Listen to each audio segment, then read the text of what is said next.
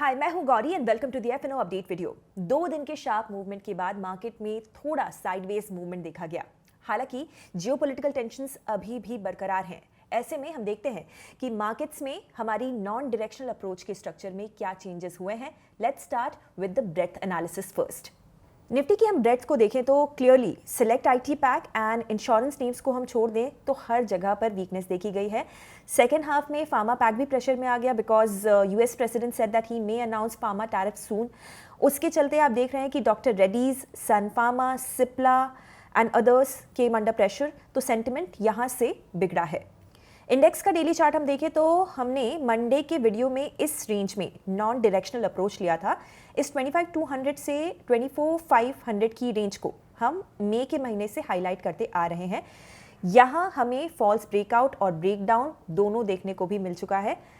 For the upcoming sessions हम इसी range पे फोकस बना के रखेंगे।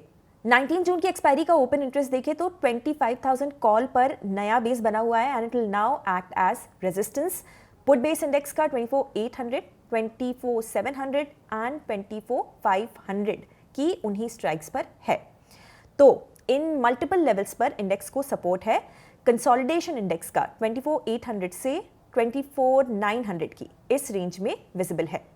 चेंज इन ओआई पे हम नजर डालें तो it was a day of call writers. 25,000 से 24,900 तक अग्रेसिव कॉल राइटिंग हुई है। 24,700 के पुट से लोगों ने एग्जिट लिया है बट सिग्निफिकेंट अनवाइंडिंग सामने नहीं आई है। तो डेटा के हिसाब से ट्यूसडे का दिन कॉल राइटर्स का रहा। सेंसेक्स का डेली चार्ट देखें तो स्ट्रक्चर निफ्टी से सिमिलर है और यहाँ पर इंडेक्स ने 21 ईएमए पर सपोर्ट लिया है। यहाँ भी इंडेक्स हमारी इस नॉन डायरेक्शनल रेंज में ही है बिटवीन 82,300 एंड 80,250। नाउ हमने सेंसेक्स की एक्सपायरी के लिए जो सेटअप डिस्कस किया था वो 82,300 से 80,900 की रेंज में था। इस रेंज में हमने नॉन डायरेक्शनल अप्रोच को ही रखने को कहा था and with the expectation that market may take a pause after 2 days of sharp momentum in both the directions. ये सेटअप ठीक बैठा है और आगे के लिए हम फ्राइडे की क्लोजिंग का वेट करेंगे। अब हम देखते हैं कि एफआईआईज की कैश मार्केट की पोजिशनिंग क्या है। मंडे के दिन एफआईआईज ने तकरीबन 2,500 करोड़ की बिकवाली की और अपने नेगेटिव ट्रेंड को भी कंटिन्यू किया है। हालांकि डीआईआईज का buying figure was literally double, इसलिए हमें इंट्राडे में स्मार्ट रिकवरी भी देखने को मिली। सो एफआईआईज अभी भी हायर लेवल से खरीदारी नहीं कर रहे हैं और इसका सीधा रीजन है फ्यूचर्स मार्केट में उनके ये 80% short contracts. Clearly positioning net short ही बनी हुई है और उसे हायर लेवल्स के आसपास बढ़ाया जा रहा है। ध्यान में ये रखिए आप कि अभी तक की सारी जो सेलिंग है वो अब्जॉर्ब हो रही है। सो मार्केट ब्रॉडली या तो कोई नेगेटिव या फिर कोई पॉजिटिव ट्रिगर का वेट कर रहा है।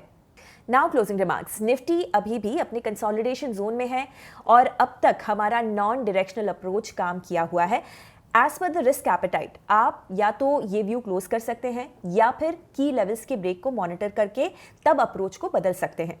पर एक बात यहाँ पर 100% श्योर है, ये कंसोलिडेशन जितना लंबा चलेगा ब्रेकआउट या ब्रेकडाउन उतना ही स्ट्रांग होगा। सो मार्केट यहाँ पर पेशेंस टेस्ट कर रहा है।